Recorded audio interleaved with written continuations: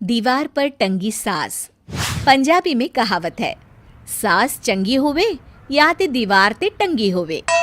संगीता की शादी भी एक ऐसे ही घर में होती है जहां उसकी सास दीवार पर टंगी होती है।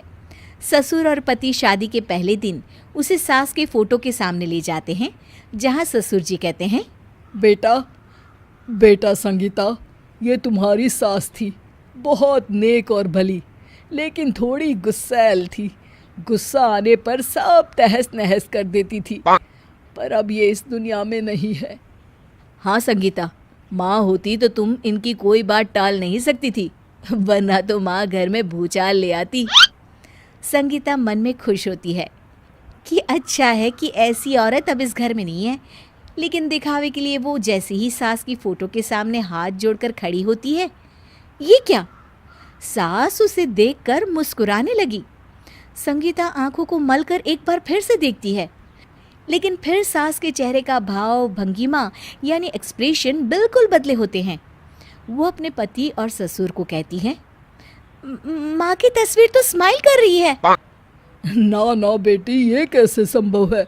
जरूर तुम्हें कोई गलती हुई होगी, ऐसा कैसे हो सकता है? लगता है तुम शादी की सारी फॉर्मेलिटी करते करते थक गई हो, तुम्हें आराम की ज़रूरत है संगीता। खैर, सारे संगीता की बात को इग्नोर कर कमरे में चले जाते हैं। वैसे सास की फोटो पर एक्सप्रेशन एक के बाद एक बदलते ही रहते हैं।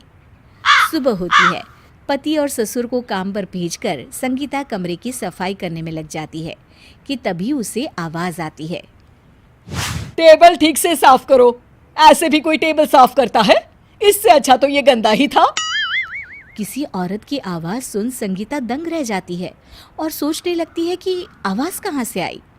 आवाज़ को नज़रअंदाज कर वो फिर से अपना काम करना शुरू करती है, लेकिन इस बार तो आवाज़ बिल्कुल उसके कान के पास से आती है। मेरा घर है ये, जब तक मैं थी चमका कर रखती थी, हर एक चीज शीशे की तरह थी। तुम्हें तो ना सफाई आती है ना कुछ पता है। क्यों तुम्हें मेरे घर की जिम्मेदारी दे दी गई है? पता नहीं तुम में मेरे बेटे को क्या दिखाई दिया। मैं होती तो एक से बढ़कर एक लड़कियों की लाइन लगा देती।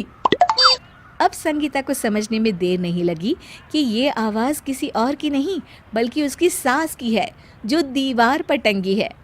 वो उसके पास जाती है और कहती है, नमस्ते सासू माँ, मुझे तो कल ही लग रहा था कि दीवार में कुछ काला है। वो दीवार नहीं, दाल होती है पगली। सही पकड़े हैं सासू माँ।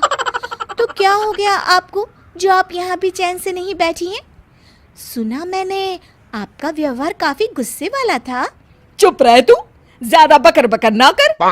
घर का काम करना तो आता नहीं, आई है मुझसे बहस करने। हाँ देखिए सासू माँ, मैं आपसे साफ साफ कह देती हूँ, मुझसे पंगा लेने की कोशिश मत करिएगा। तभी पीछे से संगीता का पति आता है। अरे संगीता, किससे बात कर रही हो? कौन है वहाँ? संगीता की सास की फोटो फिर से पहले जैसी हो जाती है। आपकी माँ से कह रही थी कि मुझे काम करना आता। अरे संगीता, माना सास के ताने हर बहू को अच्छे लगते हैं, लेकिन यहाँ तो माँ है ही नहीं, तुम तो फोटो से ही। तुम भी लाजवाब हो संगीता। किसी को विश्वास नहीं होता कि संगीता अपनी मरी हुई सास की फोटो से बात करती है। वहीं आए दिन संगीता की सास संगीता को किसी न किसी बात पर आते जाते ताने देती। संगीता को भी अब सास के तानों और उनसे बात करने की आदत हो गई। वो कभी खानदान की कहानी तो कभी तीज त्योहार कैसे मनाए या किसी व्यंजन की रेसिपी सास से ही पूछती। सारा दिन घर में अकेली संगीता की सास अब उसके लिए तानों के साथ पक्की साथी की तरह भी रहने लगी थी, जो किसी और को नहीं बल्कि संगीता को ही सुनाई देती। तो देखा आपने, सास बहू का रिश्ता हर रिश्ते से ऊपर होता है, फिर चाहे वो खट्टा हो या मीठा।